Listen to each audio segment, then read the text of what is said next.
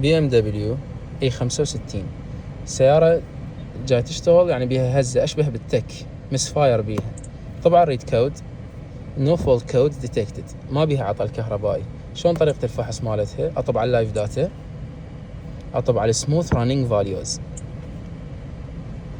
لأن الخانات كلهن أي خانة تقرأ صفر أو بالسالب مضبوطة، أي خانة تقرأ بالموجب يعني بيها تهريب. شوف هسه هذا السادس بيه تهريب هواية، الخامس بيه شوية، الخامس القبل ايه، السادس أكثر واحد. المشكلة بالسادس مجاول مجول أو بلك أو إنجكتر.